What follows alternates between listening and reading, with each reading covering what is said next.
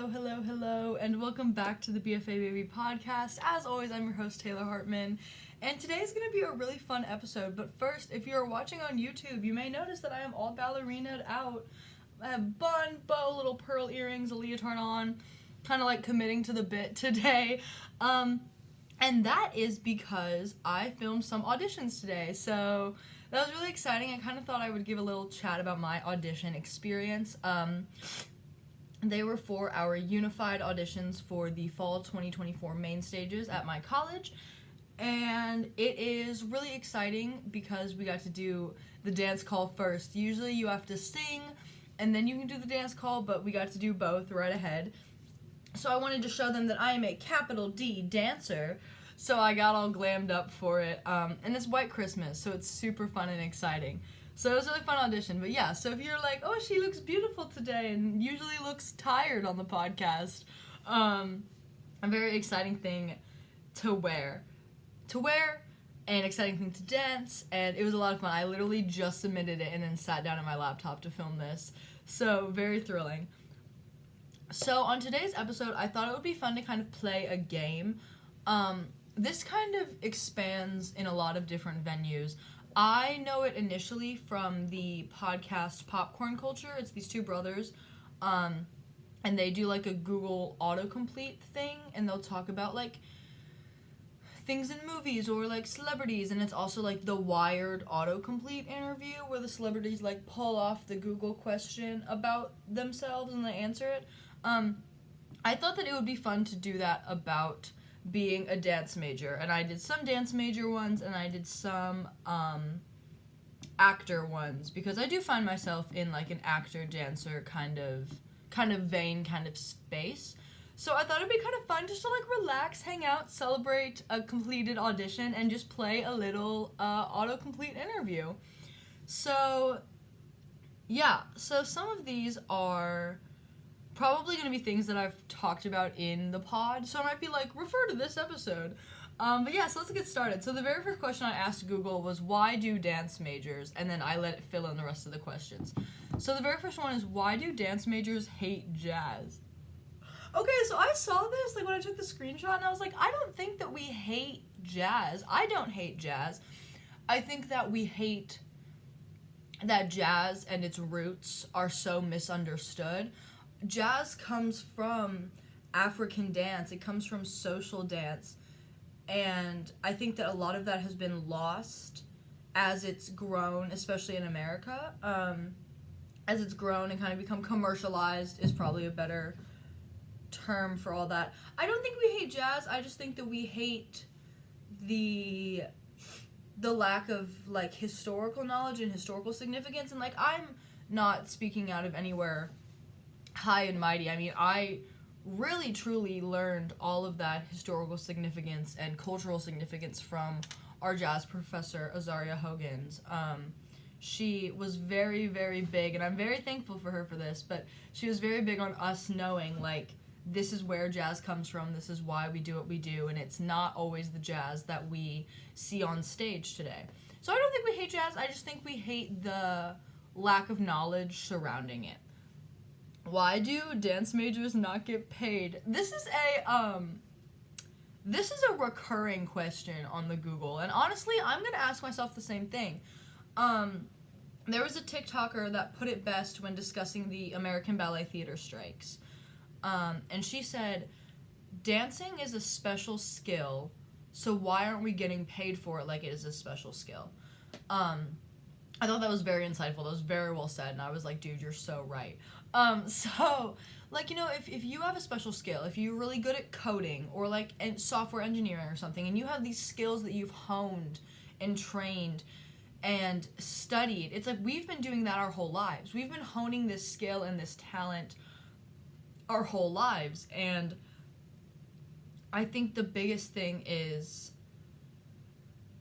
there's a lack of money in that, in the vein of, like, you know, there's a lot of commentary about how expensive the arts are, like professional, well-produced art. There's a big conversation about how expensive art is, and the conversation there is like, well, art is expensive to put on.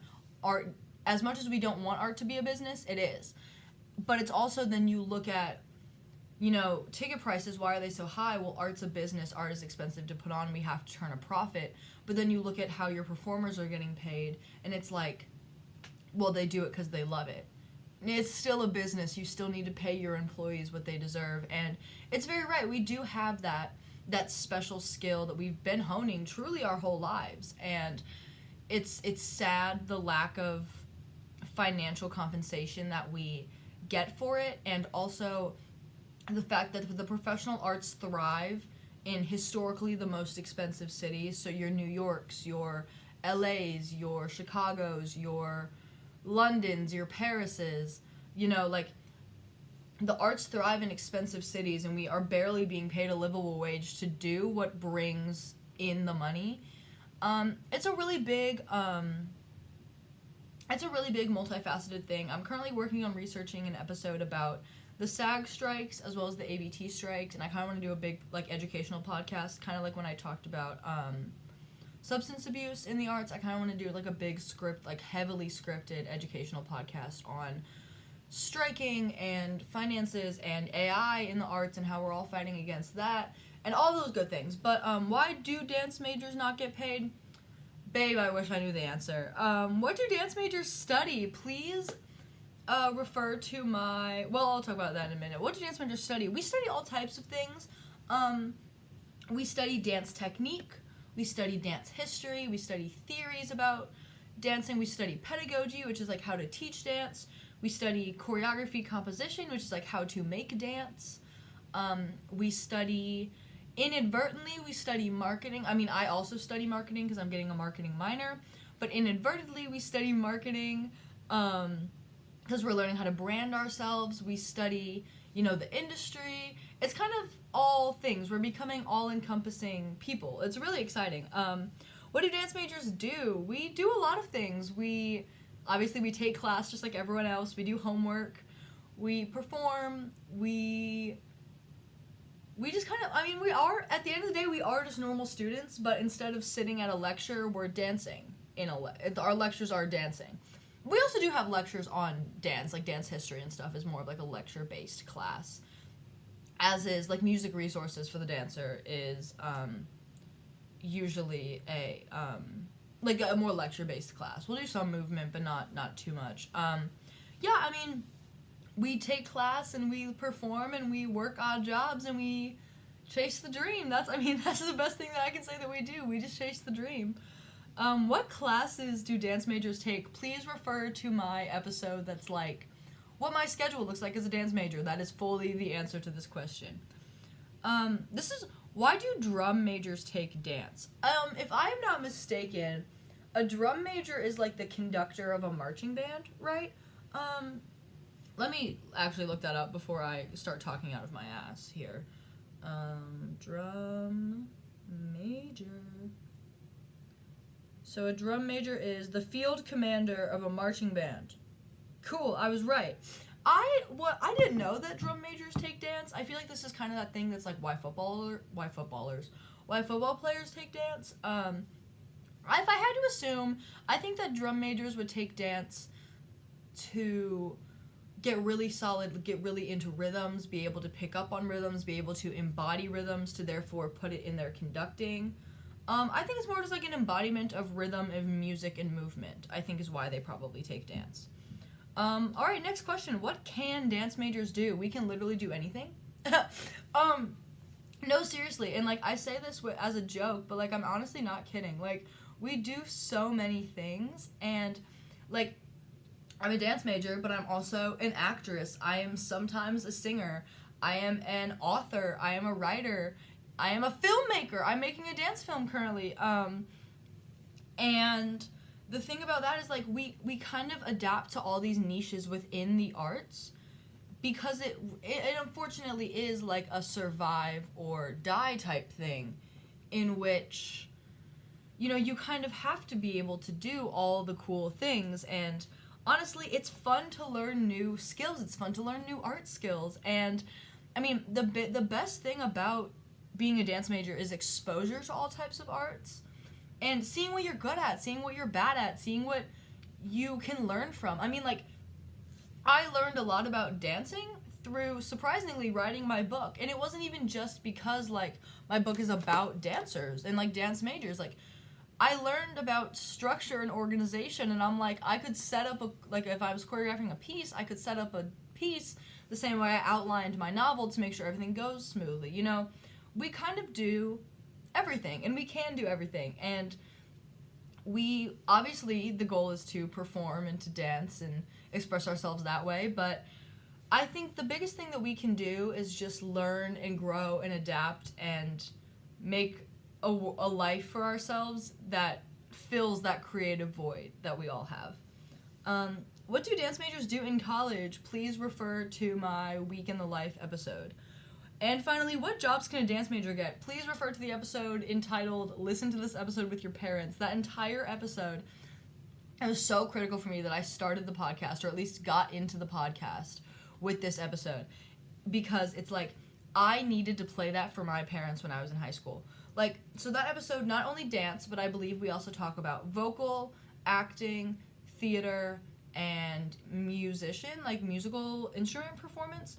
All types of jobs you can get with your BFA, both performing, non-performing, all kinds of things. I have an entire episode dedicated to that. And also, listen to it with your parents. All right, next question. If this was Wired, I would throw the board away and they would give me a new one. Question is, what do dance majors? So some of these are the same, so I'm gonna kind of poke around. But so the first one that's not really the same is, what do dance majors do after college? And that's kind of an interesting question. I think what they're really asking is,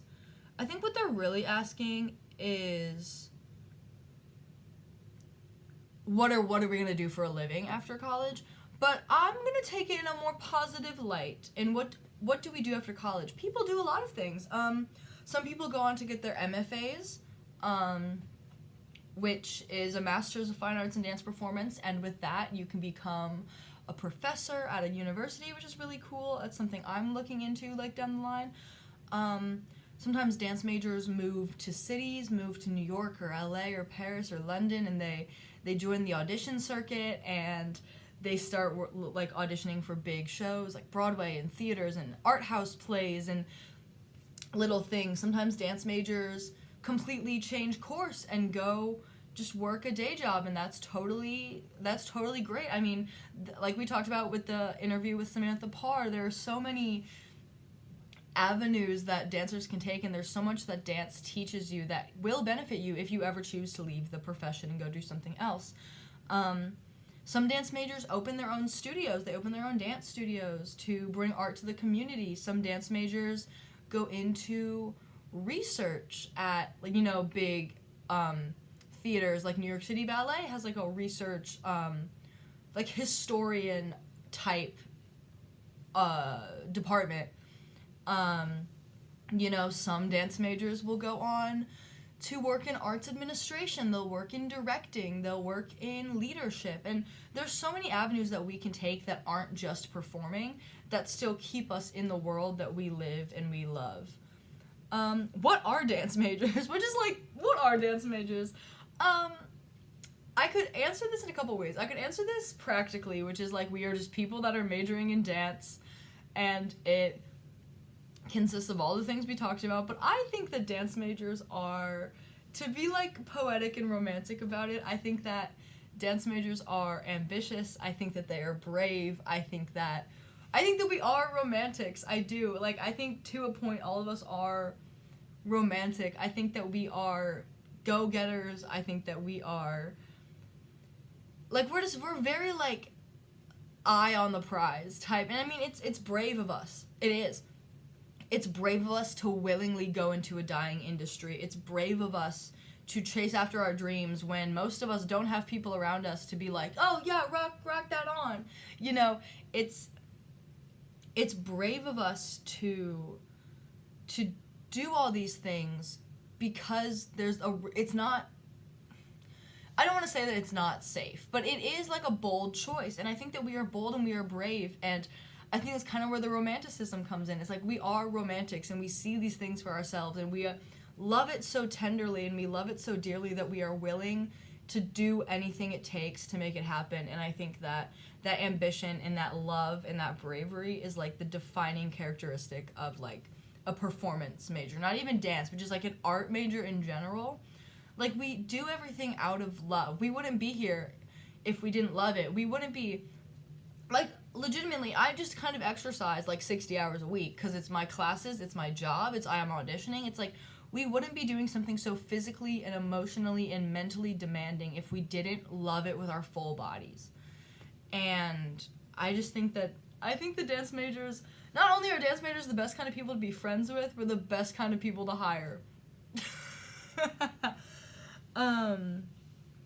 What are dance programs? So dance programs are, I mean, in a broad sense, I mean, because this is about dance majors, in a broad sense, dance programs are, you know, sectors of colleges. Ours is in the College of Arts and Letters at Missouri State University, and it is just the entire department that deals with the matters of dancing. We are, no, I say we, but the dance program is responsible for not only hiring faculty and making sure we have enough faculty to provide all the classes, but also outsourcing, not hiring, what's the word I'm looking for? Outsourcing recruitment, you know, recruiting students, advertising the department. Sorry, I took my skirt off. I was getting uncomfortable sitting in it. But, yeah, so dance programs do a lot of things. Dance programs, obviously, they teach us dance, they teach the dance majors, but they also promote art in the community, they recruit new students, they provide arts education. Dance programs are very broad, but, like, in a good way broad. They do a lot of good things that aren't just, like, we teach the college kids how to dance, and, you know, they do a lot of things, and they're kind of their own little family, I would imagine. At most colleges, it's really like they are kind of their own little sector. Alright, so we're going into a new question. What dancers? Dance major, as I went through these, kind of started to all be like, what do dance majors do? How do they make money? And, so then I kind of broadened it to just dancer. So for these next couple ones. What dancers influenced Michael Jackson? I don't actually know, but if you don't know, I have this really weird side quest in my life where I continue auditioning for a Michael Jackson tribute tour, and I've gotten, like, pretty far in the process, so, like, who knows, maybe one day I'll be on, like, a Michael Jackson tribute tour. I don't personally know which dancers influenced Michael Jackson, but I do know that the head of our department, Sarah Wilcoxon, wrote her MFA thesis on the Michael Jackson, I think it was Black or White music video, and the dancing in it, and, like, how it's all these things. So I don't know which dancers influenced Michael Jackson, but I can say that Michael Jackson influenced the head of our dance department, Sarah Wilcoxon. What do dancers eat in a day? This is a really loaded question, because I think, theoretically, if you're Googling this, you're looking for the, like, stick-thin, you know, unhealthy ballerina. And I'm here to put on the record, we have a podcast episode about it, but I'm here to put on the record that we eat so much food. We eat so much food because we have to. When you're moving that much and you're dancing that much and you're doing that much, it takes a lot out of you, and your body needs that fuel to keep going, keep replenishing. I'm gonna be so real with you. On Monday, I ate a chocolate bunny for breakfast. I'm so serious. I had a chocolate bunny for breakfast. We eat pasta. What did I have? I made a lettuce wrap, but then proceeded to then eat a Reese's peanut butter cup. You know, we literally eat everything. I mean, obviously, if there's, like, dietary restrictions or religious restrictions or, like, just a personal preference, obviously your diet will change, but honestly, we eat what we want. And there are times where, you know, like, on stage, before you go on stage, you know, if, like, you want to, you know, feel energized, or, like, I don't like to eat a really big meal before I go on stage, and that's just a preference. So depending on where we are and what we're doing, our preferences will change.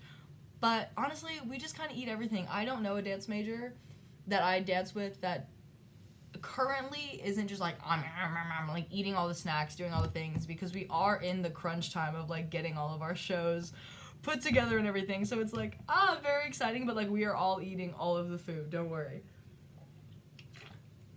Alright, what dancers are married on Dancing with the Stars? I love Dancing with the Stars. I think that season 23 was the best season, and it's been a little downhill from there, but, like, it's fine. What dancers are married on Dancing with the Stars? I know that Val and Jenna are married. Max and Peta are married. Artem got divorced, didn't he? Like, recently? I think Artem recently got divorced, so he was married. I guess I could just, like, answer that. I guess I could just, like, Google that question and we could talk about it. What dancers are married on Dancing with the Stars?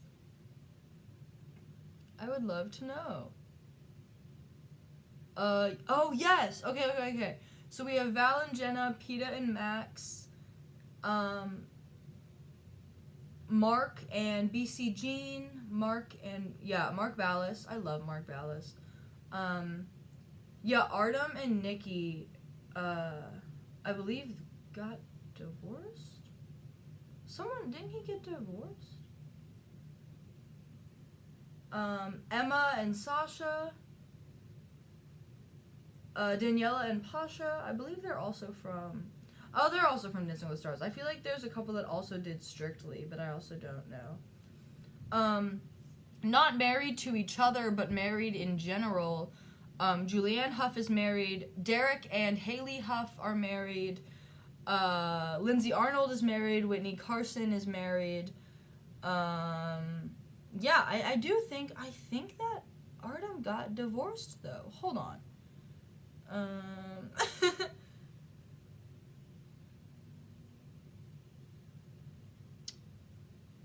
Yeah, he got divorced in 2022.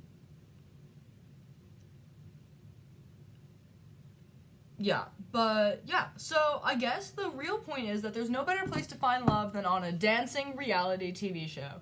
Because they all be married. Most of them do be, or at least have, like, long-term partners. So I guess there's no better place to find love than Dancing with the Stars, I suppose. I want them to clip that. Dancing with the Stars, if you watch this, clip that. Because that's a funny ad reel for you. There's no better place to find love than Dancing with the Stars. Then the commercial can be about, like, couples watching Dancing with the Stars, and they're like, we watch Dancing with the Stars together, and they're, like, in love and married and stuff. That'd be really funny. Anyways, what do dancers wear? Dancers wear all kinds of stuff. Today, dancers are in leotards and tights and skirts and buns, like you've seen. Dancers wear athletic wear. Dancers wear suits, like in my dance film. Dancers wear everyday clothes. Dancers wear, really anything. If you can move in it, you can dance in it. Theoretically, if you can move in it, it's dance wear. Dancers wear a lot of things. But I think the real answer to this question is they're probably looking for, like, leotard tights, point shoes. Dancers wear everything. Obviously, if it's a rehearsal, you don't really want to be in hard pants. Like, you don't want to be in jeans or cargos or khakis or anything.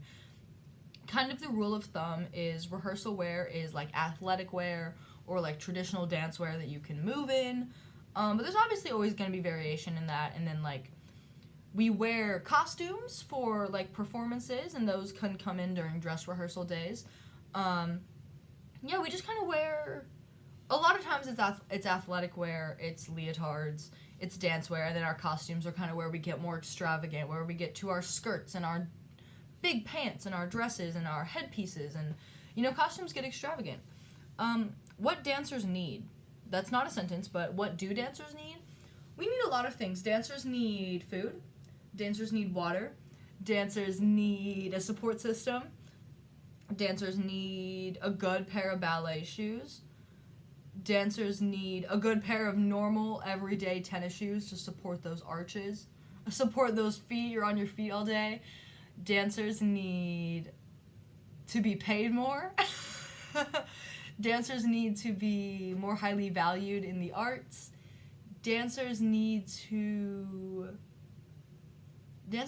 be supported. Dancers need to be appreciated. Dancers need to be validated for their work. Dancers need,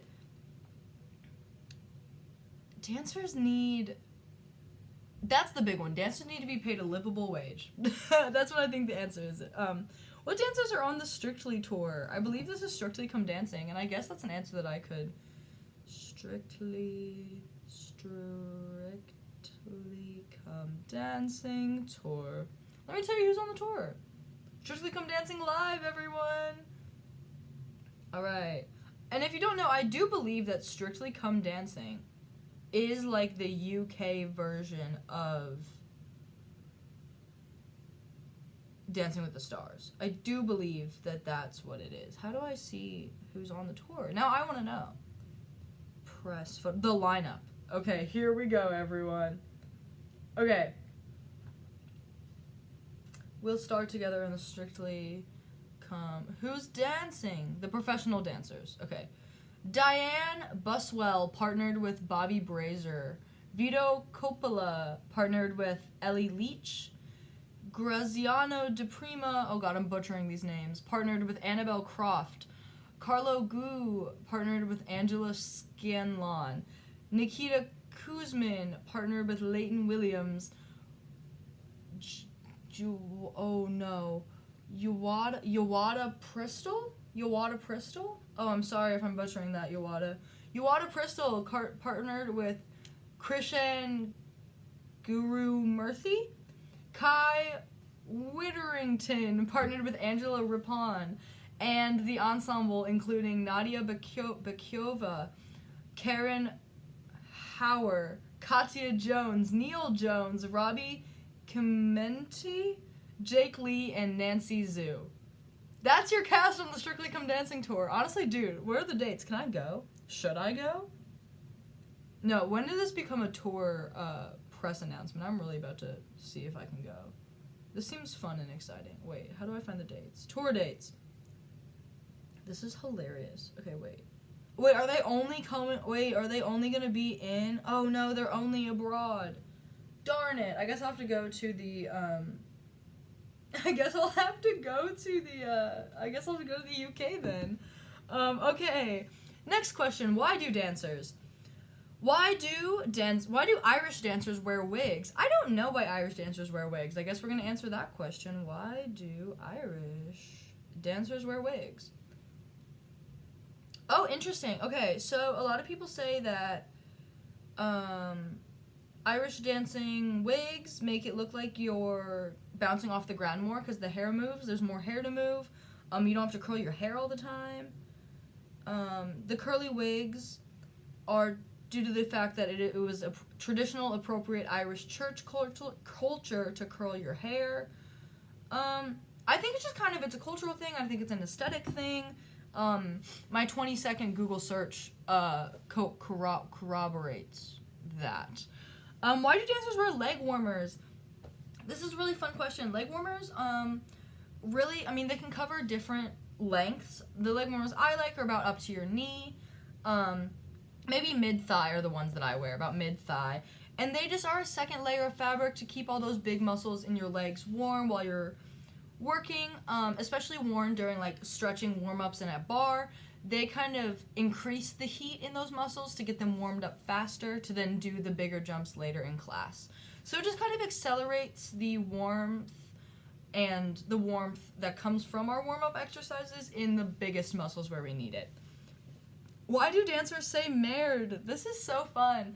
Dancers say merde. So merde comes from way, way, way back in history when people would come to the theater in horse and buggy carriages. And the idea is that if there is a lot of horses outside of the theater, there's going to be a lot of horse poop on the ground.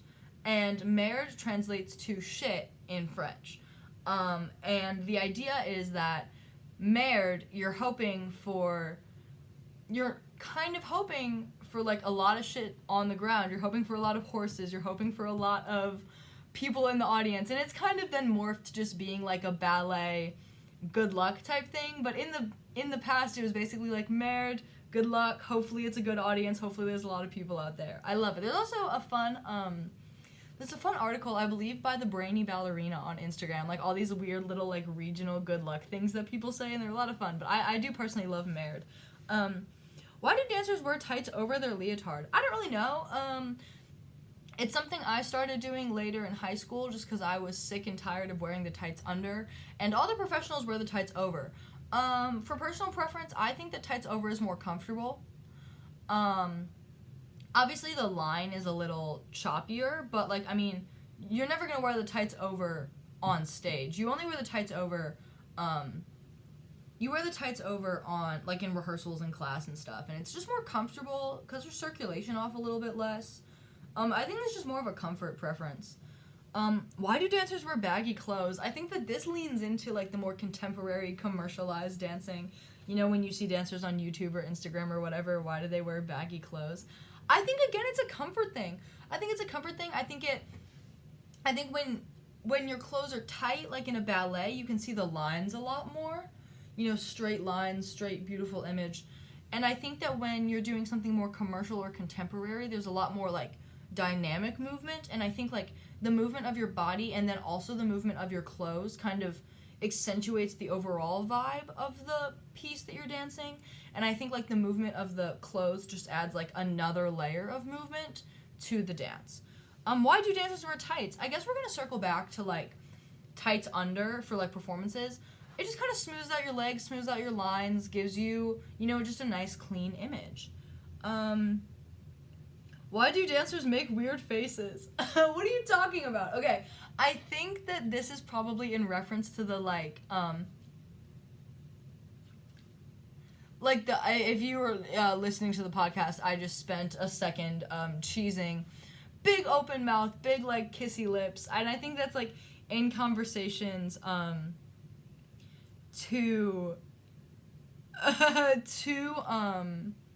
like, competition dance. And just, like, big faces, it's energizing. Honestly, I think the big faces are only cool if you're, like, 5. I mean, obviously, like, the big faces are super fun and exciting, and it's, like, cute because you're 5 years old. But I think as you get older, a more subtle face, a face that's more in tune with the emotion of the piece is a lot more tasteful and a lot more, like, you see that emotional maturity as well as the, like, dancing maturity. All right. Oh, no, I lost my spot. All right, we are on why did dancers, and a lot of these are dance mom centric. Why did dance moms start? I believe dance moms started, and the dance moms fans can roast me. I believe dance moms started as just like we're gonna follow the studio around, and then it became everything it did.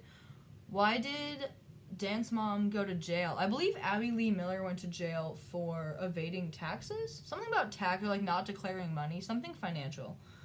Why did dance moms end? I don't know specifically why, but I know that it needed to. Why did dancers say 5, 6, 7, 8? That's usually how we just count off our music. A lot of music is in 8 counts. A lot of choreography is in 8 counts. So we'll give it like a 5, 6, 7. It also gives us our tempo to dance at. Or like if I'm going to count us something fast, I'll be like 5, 6, 7, and 1, 2, 3, 4, 5. This keeps our tempo for how we're dancing, and it gets us warmed up to what we're doing. It's just kind of like gets us warmed up to our tempo, to our counting. Very exciting. Who are dancers? We did talk about the dancers on the Strictly Come tour. A lot of people want to know about the Strictly Come tour. Who are the best dancers in the world? I think that the best dancers in the world, I think that's personal preference. Depending on what kind of dance that you like, but obviously the people that are doing the best of the best, you know, the big ballet companies, the big shows, the Rockettes, you know, I think like if I think of the best dancers in the world, I think of the Royal Ballet Theatre. I think that they are doing some of the best work in the world. Like, technically, they are the best. Or like the Bolshoi, technically they are the best. Who are Taylor Swift's dancers? I don't know who Taylor Swift's dancers are. Let's look that up. Let's give them a shout out.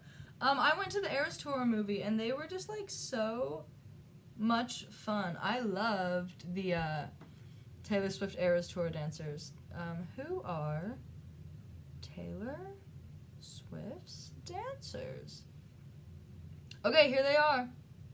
Here are Taylor Swift's dancers. Cameron Saunders, Natalie Reid, Wiley Yoshimura,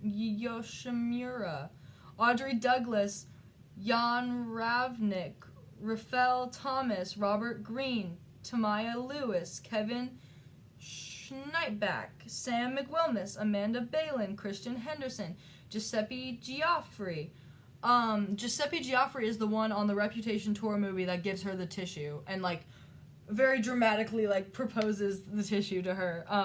Karen Chong, Melanie Naima, Stephanie Minecone, that's a great name, Taylor Banks, Tori Evans, Jesslyn Gorman, Maria Wada, Mark Voller, Sydney Moss, Elliot Nicole, and Grace Stewart are Taylor's backup dancers on the Eras tour. Shout out all of them. Y'all made it. Y'all guys are beautiful. Who are the Rockettes? The Rockettes, I think, are one of the best. They are a precision dance company out of New York City. They are most known for their Radio City Music Hall Christmas Spectacular, and they're just a precision dance group. They've been around for, I think, over 100 years, and it's precision dance. It's very classic dance. And they also do a lot of things. They do a lot of education around the city. They are just kind of like a face of the music hall and kind of a face of the city. They're very, very famous, and they're very, very talented. That is like the cream of the crop, the Rockettes are. Who are the Jabberwocky dancers? If I am not mistaken, those are the, like, hip-hop dancers with the masks. Let's find out. Jabberwocky dancers. Okay, cool. So the Jabberwockies is an American hip-hop dance crew that rose to prominence in 2008. Perfect. Okay, here are the current members. A as like an initial, and then Kevin KB Brewer, Joe Punky LaRoe. I love they all have nicknames. Jeff Fee Nagun, Renee Kid Rain Piego. Oh god, these nicknames are crazy. These monikers are insane. Gavin 2 Ross / Spidey of SAC Paiguo, TJ True Justice Lewis, dude, I love this so much. Chris Juju Beats Maganon, and Pexon. Oh, poor Pexon, like, he's just Pexon. I love that though. Yeah, there's a whole bunch of members that are, like, currently in it, and then ones that have, like, kind of come and gone. Hey, there's no team leader. They all kind of have their own vision for it and share. That's awesome. Okay. Okay, anyways, moving on to the actor portion. Why do actors say break a leg? I've heard a bunch of different stories about it, but the one that sticks in my mind is, when Shakespeare was putting on his plays, these law students would come. So this is like the Globe Theater, which was outside, and there was a time period where you could sit on the edge of the stage, like, while the play was happening. So I think that, so there's a story that Shakespeare was putting on a play, and all these law students came to sit on the stage and laugh at his play because, you know, they were doing real things, and he was just making silly little theater. And they're laughing, and they're getting drunk, and they're laughing, and they're kind of making fun of it, and they start spitting at the actors. And an actor got, like, spit on, slipped, and broke his leg, is kind of the story that I know and subscribe to. Therefore, the idea is, like, break a leg, because I think that show ended up being, like, Romeo and Juliet, or something that turned out really big, and it was like, oh, that's the show the guy broke his leg on. So kind of because that was the show that, obviously, it was one of the shows that became really big, became really popular. But also, I mean, kind of in the vein of, like, hey, they're still paying audience members. They're laughing at us, but they still paid money to see us. But no, I think it is break a leg because the show where the guy did break his leg ended up being, like, a really big show for Shakespeare. Why do actors kiss their bottom lip? I think that's just kind of like an intimacy coordination thing. It's just kind of like a on screen, on stage, whatever, kind of just like safety thing, just make sure everyone's comfortable with the intimacy of their characters, just kind of stuff like that. Why do actors change their names? I think actors change their names for a lot of reasons. I mean, I've considered changing my name to make it sound something more interesting. Like, I don't want to be maybe I do want to be Taylor Hartman my whole life, but also maybe I don't. Maybe I want to get a stage name. I think it's just something that rolls off the tongue easier. I know Emma Stone is actually Emily Stone, and I believe someone accidentally called her Emma, and then it just stuck. You know, so I think it just I think it's personal preference for everyone about why they change their name, or why they don't change their name. Why do actors wear makeup? Actors wear makeup and dancers on stage to not be washed out by all the super bright lights, and then also, same thing with film, there's really bright lights. You don't want all the color of your skin to be like drained out of your face, and then you look sick and sad and dead on stage. You want to look alive and happy and in character. Why do actors become producers? I think that actors become producers later in their careers because, one, they have the money to do it. Because if you don't know, the producer is the person that gets the funds for the movie. So they fund it and they back it, whatever. I think actors become producers later in their career because they have the money to do it, and also they have the connections to, if they've kind of been sitting on an idea, they now have the connections and the knowledge of the industry to then make what they want happen. Like, a great example is Margot Robbie in the Barbie movie. If you don't know, Margot started out as the producer of the movie, and she'd been, like, talking and, like, dreaming of doing a live-action Barbie movie for years, and she was like, I'm going to produce it, I'm going to get Greta on it, I'm going to build the team, and we're going to write it, and it's going to be a thing. You know, this was this vision that she had, and she, you know, backed it financially and brought the team together, and it just ended up, she told Greta Gerwig, like, I don't have to be Barbie, and Greta was like, you need to be Barbie. And, like, she was totally content just producing it, but Greta was like, you need to be Barbie. So she ended up doing both. But I think it is just kind of a culmination of everything. It's a culmination of their financials, it's a culmination of their industry knowledge, it's a culmination of their, like, future artistic endeavors, just kind of making new things out of what they've already created for themselves. Why do actors do commercials? Actors do commercials for a lot of reasons. They do commercials for experience, they do commercials for money, they do commercials for a lot of reasons. Sometimes it's easy work to get, sometimes it's quick work. From what I've heard, the payout's pretty quick. You know, if you work a movie, you know, you're not going to see that movie for like 3 years, but if you work on a commercial, that commercial could be running in like a month, you know what I mean? So I think like the visual payout is quick. I think the financial payout's a little quicker. People do commercials for a lot of reasons. Why do actors have stunt doubles? Actors have stunt doubles when, you know, if a stunt is really dangerous and requires a professional with outside knowledge. I'm talking like, I guess scuba diving has, like, you can have your certification for that, but like skydiving and stuff, like, people who are specifically trained in those things, and people who are trained in, like, martial arts and gymnastics and, like, acrobatics, and they can, like, safely perform these stunts. And also, sometimes in big movies, I'm talking your Tom Cruises, your Daniel Craigs. I think Daniel Craig did a lot of his own stunts, though. But, like, if you have a really big name, sometimes that actor is insured. Therefore, you don't want to mess up the pretty face that you can't replace. And that sounds awful, but, like, I mean, if Tom Cruise breaks his back trying to do his own stunt, you just lost Tom Cruise. Whereas if he has a stunt double, you have employed another artist to safely perform, and then you still have Tom Cruise. I think stunt doubles are the best of both worlds. If I was talented in that way, I would also be a stunt double. Why do actors go uncredited? I again wish I knew why actors go uncredited. It's really sad. It's really unfortunate. Yeah, I don't know. I don't know why they do that. It really is an unfortunate thing.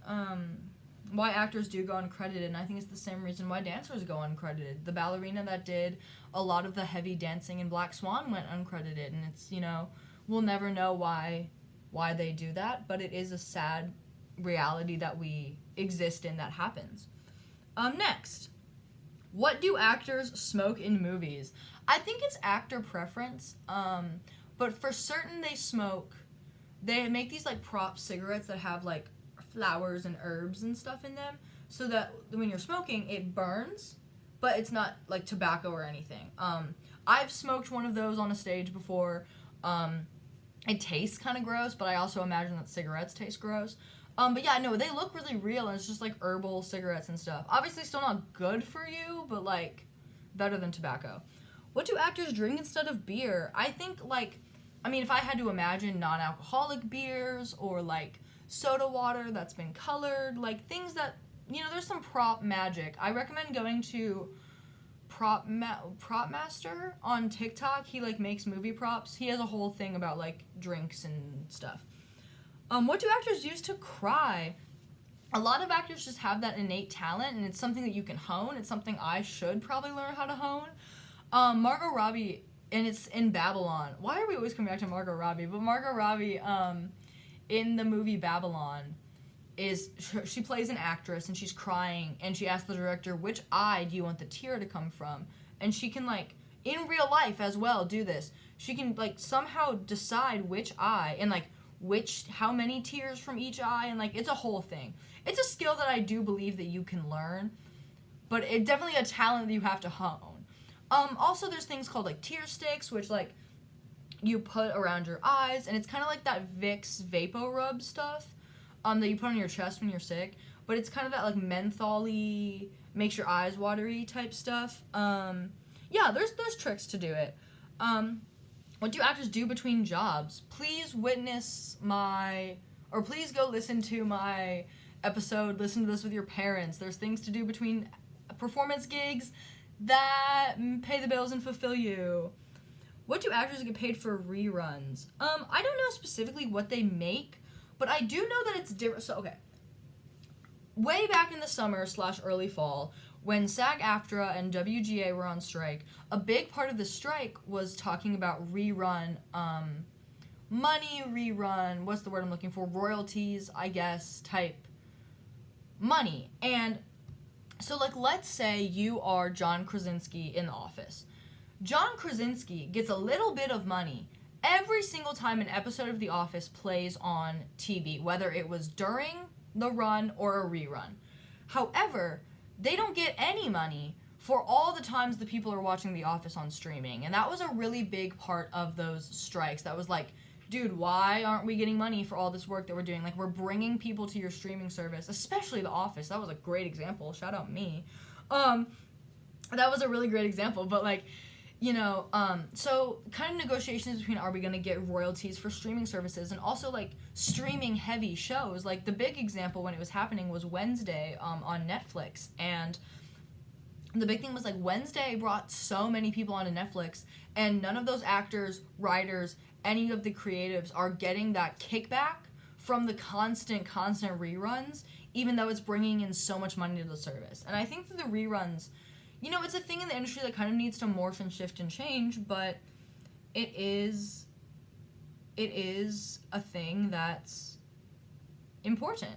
And something that I'm glad that the people before me are fighting for, and something that I will continue to fight for in my professional career. Last question of the day, how do actors? So some of these are kind of the same, so I'm going to pick some of my favorites. How do actors remember their lines? There's kind of a lot of ways. For me, it's truly just repetition. I mean, the same way that, like, you learn a dance just by doing it. You learn lines by doing it. I'm big on line flashcards, so, like, I'll put my cue line on one side and then my actual line on the other. So, like, if someone opens the door and they're like, hey, and then I say, I didn't know you were going to be home so late, one side of the flashcard would say, door open, hey, and the other side would say, I didn't know you were going to be home so late, you know, type thing. So I like flashcards because you also have the visual of, like, you read it out loud and you have the visual. I mean, there's a bunch of different methods, but honestly, a lot of repetition, and I think a lot of people will just tell you repetition. How do actors lose weight fast? This is something that is interesting to me, but in a way that's kind of like that morbid curiosity. And again, it's like, why do we do it? We do it because we love it. And the image that comes to mind for this question is Christian Bale in The Machinist. Christian Bale in The Machinist was like 90-something pounds, barely 100. And then, like, months later, bulked the fuck up to be Batman. Like, I know Christian Bale was eating, like, nothing, and he was running to and from set, and, like, the director, oh my god, there's a picture of him, like, by a fridge, oh my god, and it's fucking bones, dude. He's a skeleton in that movie, and I've never seen The Machinist in full, I've just seen, like, commentary on it, but, like, dude, it's vile, like, applause that he did that, but also it's like, dude, what? But, like, the director of The Machinist, Who directed that? Let me not just, like, say the director of The Machinist. Let me name drop him. The Machinist. 2004, dude! The Machinist came out, January 18th, 2004. The Machinist came out when I was 3 days old. That's so crazy. Anyways, Brad Anderson. Brad Anderson directed The Machinist, and there is record that, not record, but like kind of spoken record, that he was like, Christian, you have got to calm the fuck down. Like, I'm glad that you're committing to this role, but like, you are so scarily thin right now. Like, I am worried that your heart will stop on my set. Type B. Like, it's kind of a lot. And like, that's a really extreme example. But then, I mean, you also hear Cillian Murphy, who slimmed way down for Oppenheimer. I mean, you see it in that shot. There's like that opening shot of him like looking at the rain, and you see it, that's just like hollow cheekbone. And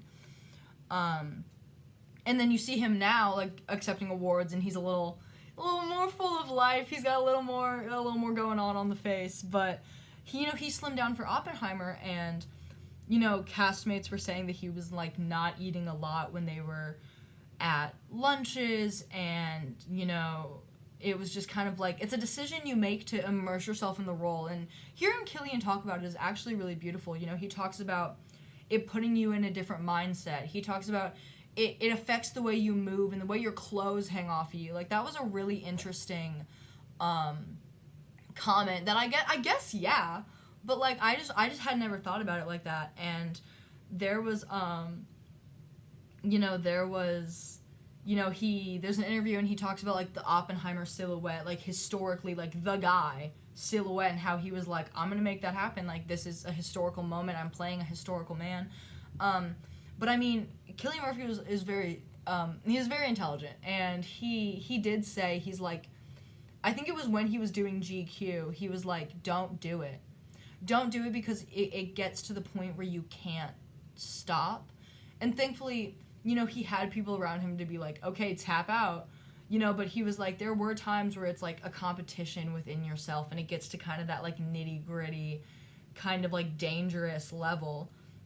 And like, there were times where he's like, they kept having to take my suit pants in, because I mean, he's in a suit that whole time in Oppenheimer, like very much he's like in a suit, and he's like, they just kept having to take the pants in, or like taking the belt further in. And like, I think that I think Cillian Murphy was able to get himself to a point where he was like, this is the silhouette, I'm gonna maintain this. It won't be easy, but I'm gonna maintain this. And there's like oh my gosh, there was like an interview where it was like the cast, and they were talking about how he like hit his head on a desk.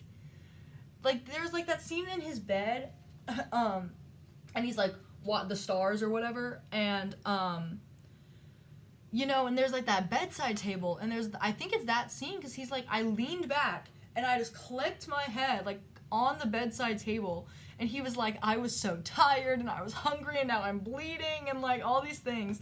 But I think it's just like really drastic measures, and then you just you just have to have someone, you have to have people know what you're doing. That's a big thing. I think it's the big thing. I think Christopher Nolan was on board for Cillian Murphy to like slim down.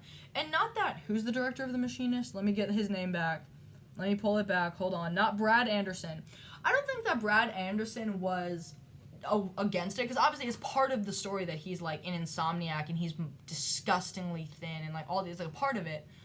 I think Brad Anderson just wasn't ready for how extreme Christian Bale was going to take it, and I think that's when he was like, I'm about to step in here. And I think just having a conversation with the team, being like, this is what I'm going to do, and I think just having a communication of like, if for whatever reason I can't get myself out of this, I need your help.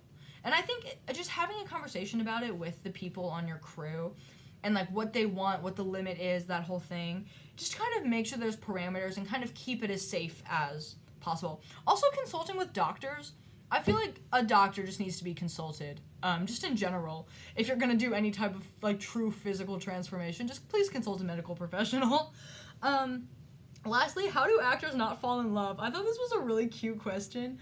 Then sometimes they do. I mean, sometimes they do, but I think when you're playing a romantic movie, you're playing a couple or a marriage or whatever, there's a distance between you and the character. And there always is. And sometimes obviously people do fall in love on sets. Sometimes it happens, but there is always that distance between you and the character, whereas like